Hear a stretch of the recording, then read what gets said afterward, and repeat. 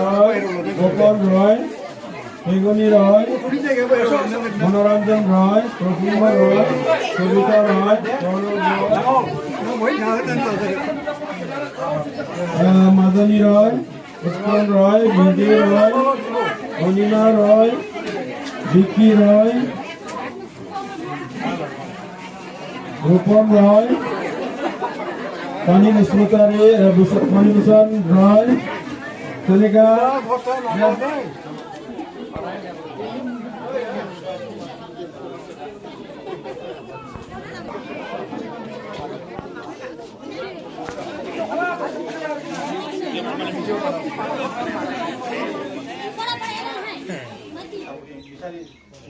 এটাই পাব আপোনালোকে এই 5 বছৰখনত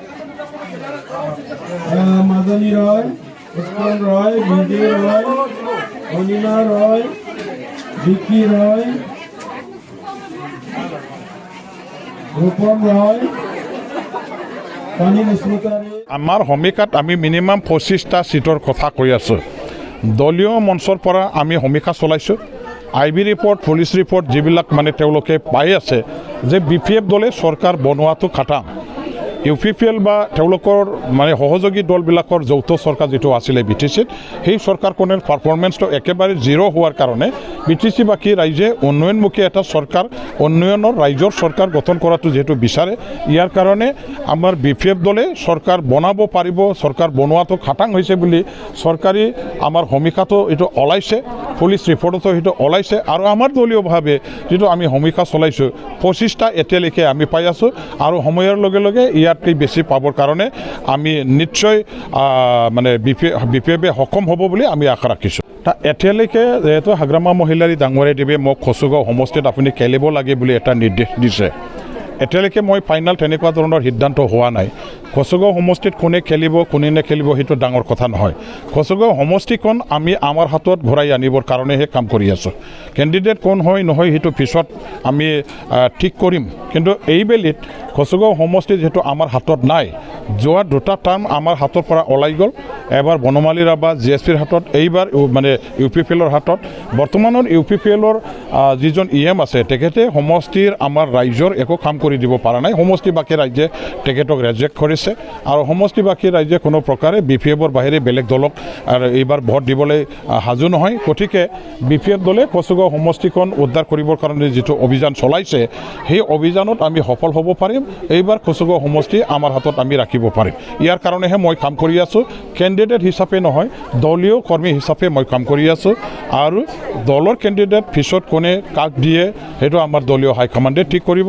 যাকে নিদিয়ক আমি দলৰ এজন নিষ্ঠাবান কৰ্মী হিচাপে সেই মানুহজনক, সেই কেণ্ডিডেটক জিকাবৰ কাৰণেহে কাম কৰাটো মোৰ দায়িত্ব, কৰ্তব্য আৰু ধৰ্ম। ইয়াৰ কাৰণেহে মই কাম কৰি আছোঁ। একেবাৰে 100% খাটাং। 100% ওপৰত কিবা যদি আৰু পাৰ্চেণ্টেজ আছে আপুনি লগাই দিব পাৰিব, কিন্তু হাৰাটো খাটাং। তো আজি ডাঙাপাৰা, কলবাৰী এই অঞ্চলৰ পৰা আমাৰ BPF ৰাজনীতিক দলৰ যিটো নীতি, যিটো আদৰ্শ, এইটো ভাল পাই পেলাই বহুত মানুহ 250-300 মান মানুহে বা বাইদেউসকলে আমাৰ BPF ৰাজনীতিক দলত যোগদান কৰিছে। তো আমি BPF ৰাজনীতিক দল হিচাপে আৰু আমি দতমা সমষ্টিৰ MCLA হিচাপে দতমা ব্লকৰ পৰা তেখেতসকলক আমি অন্তৰৰ পৰা আদৰণি জনাইছোঁ। আশা কৰিছোঁ নিশ্চয় তেখেতসকলক আমাৰ দলত যোগদান কৰাৰ পিছত আমাৰ BPF ৰাজনীতিক দল আকৌ দতমা সমষ্টি হিচাপে সক্ৰিয়ভাৱে আমি আহি থকা যিটো নিৰ্বাচন, ইয়াতে আমি যুঁজ দিবলৈ আমি সক্ষম হ'ম। আৰু দতমা সমষ্টিৰ পৰা আমি BPF ৰাজনীতিক দল হিচাপে জিকাত নিশ্চয় তেখেতসকলে আমাক সহায় কৰিব আৰু ইয়াত আমি জয় হ'বলৈ আমি সক্ষম হ'ম।